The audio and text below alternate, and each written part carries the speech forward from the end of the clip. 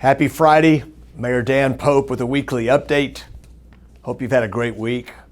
Let's start by talking about the budget. We had a special meeting on Wednesday morning of this week for the first reading of the budget.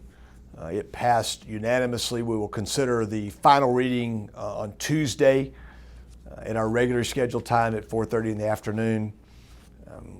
We've talked a bunch about it. I'm not going to spend a lot of extra time today. I'm going to do two things. One, remind you, if you want to go back and learn more about it, that two separate videos in August, I devoted the time to the budget, so that's there for you to review. Second, I think it's a responsible budget. I think it allows us to both take care of what we have while we embrace growth.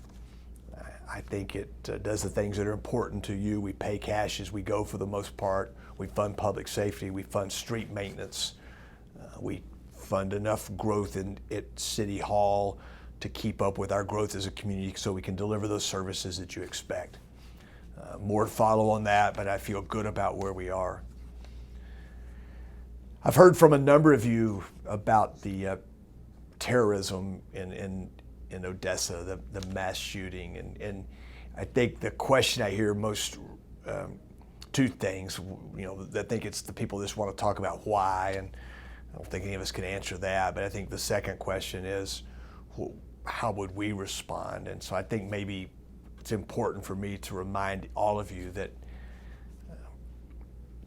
we train every day. Our first responders train, the people that support them train. We work in cooperation with the county, with the sheriff's office, with the school districts. We work in cooperation with the state and the feds, and we're ready to respond. I think from a council perspective, our goal is to make sure that our folks are well funded, that they're prepared, that they're trained, and that they're flexible enough to meet any emergency situation we might deal with. Most of those emergencies are natural disasters, big snowstorms, spring storms that we might deal with. But we practice for all of it. We did an active shooter exercise just this summer with Lubbock ISD. We've done mass casualty exercises. We do tabletop exercises where we bring everybody together and work through scenarios that are created and everybody has to respond in a certain way. Most importantly, I think, is that we, in addition to what I've just talked about, we guarantee that we'll communicate well. And I think the rumor mills and the Facebook myths continue to grow around different incidents. And if you see something you think our people need to know about, let them know. You can reach out to LPD through social channels, or you can call them.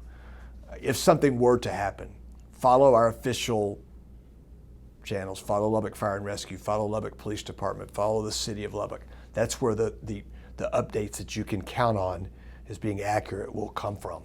They're not necessarily going to come from social media. Okay, as I wrap up, this is one of those weekends, this is one of those times of the year that no one can say there's nothing to do in our community. We have a busy weekend in front of us. First Friday Art Trail this evening. Also tonight, the culmination of the first ever Buddy Holly Songwriters Symposium. They've been here all week.